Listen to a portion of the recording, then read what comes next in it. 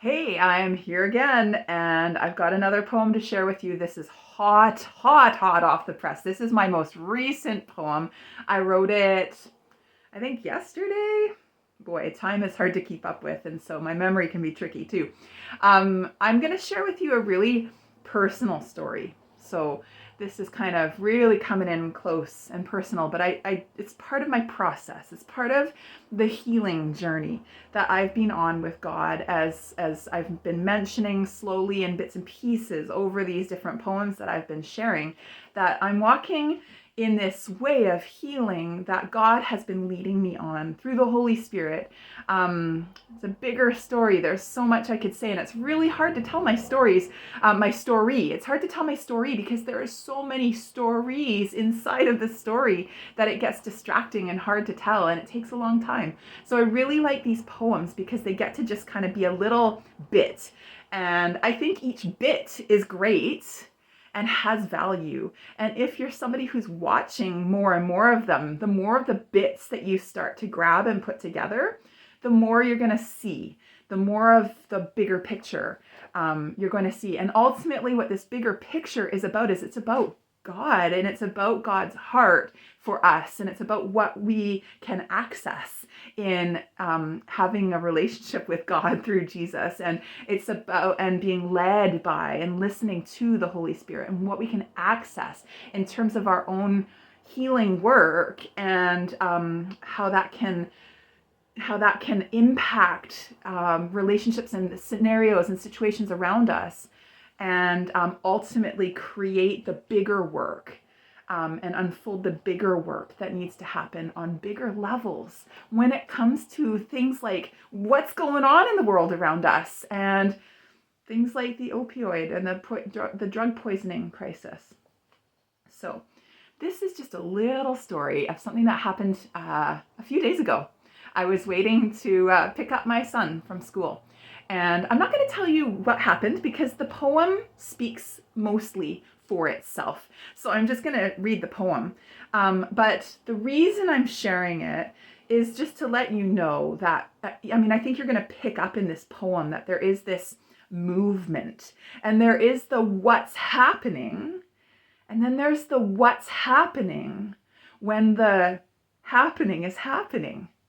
There's these deeper layers. And so I'm often somebody who's really processing things deeply with God and connecting things on deeper levels. And I think you get a sense of that inside of this poem. I don't know about you, but I have these things that happen, and I think to myself, okay, there's this thing that happened, and I've got to process that. But there's a bigger thing that this is showing me. It's showing up, and it's showing me something bigger. And I don't want to miss that opportunity to see the bigger thing that it's showing me. So lately, I have been seeing a psychiatrist, and there's a huge story about it, but with my mental health story, and yeah, it's been a long time since I would have ever considered engaging in this way. I've done a lot of engaging with psychologists, psychiatry, doctors, medication. I've taken that route many years ago, and it was helpful when it was helpful. But for me, ever since I met Jesus, I have been engaging in my mental health story through the Holy Spirit's leading. I'm not saying that medication is not good.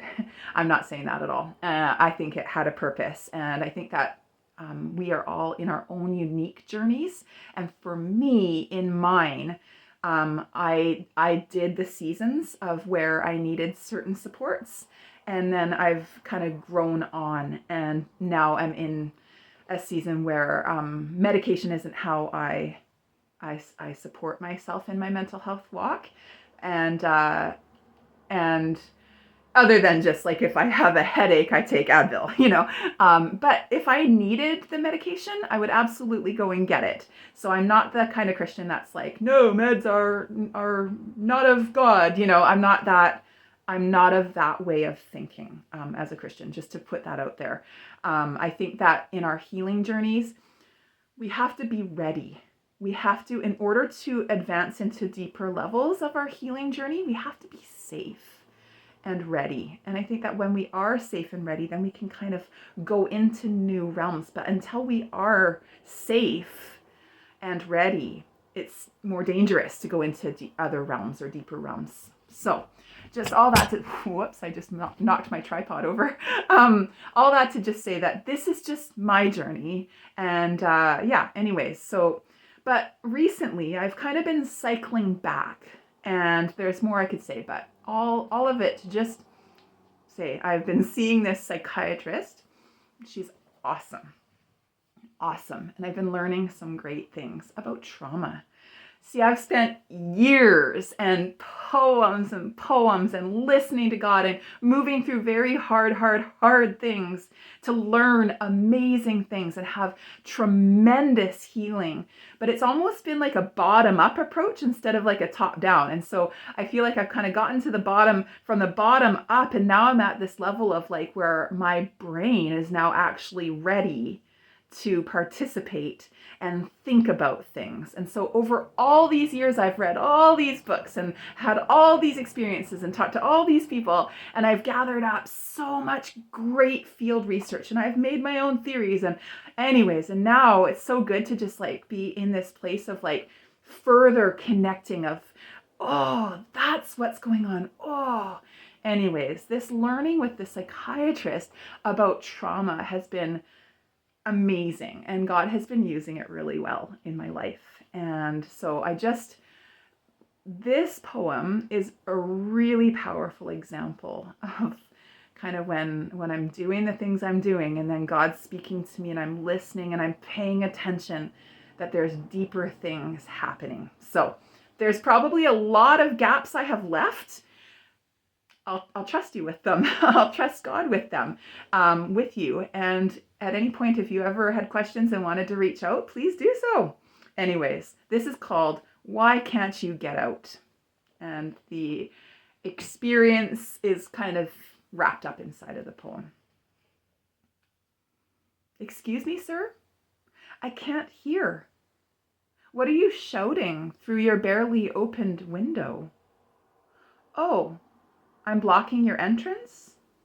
I'm sorry, I didn't realize this was an entrance. I'd move right now, but now you are blocking me. I can't get out, but as soon as I can, I will. Now I have vacated this contested place, but you are back again, angrily, passively again. Through tiny sliver of open window, you have chosen me, singled me out, directed your boiling container at me. Why can't you get out, you shout? I feel an anchor in me, solid, where once a panic would ensue and I would vacate so quickly. Gone, I'd get out for sure. Now, a Rolodex in my mind, slow motion so I can thumb through my options. Deep breath. Turn and face him. Stay calm. You are okay. This is not about you. I want to say something. I never would have said anything. About his tone. I do not appreciate the way you are speaking to me. But the next thought comes. Switch. And it was better. I don't understand.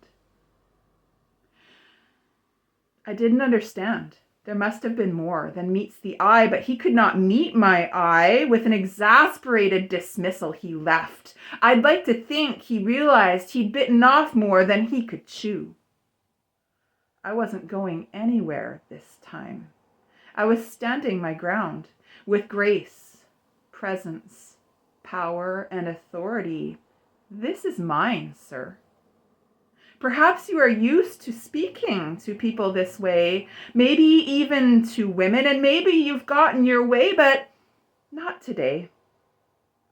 No more freezing, no more fleeing. Dissociation's a real mess. No, I am here. I can fight gently if I need to. Stand up for myself. Stay in my place. Why can't you get out, you shout? because I have a right to be here. I'm safe now, home in my body, able to handle anything that comes my way. God is with me. Thank you for sharing, or thank you for listening. And I just ask that you would share this with anybody who might need to hear it. And once again, I'm just going to let it drop and sign off. See you later. Bye.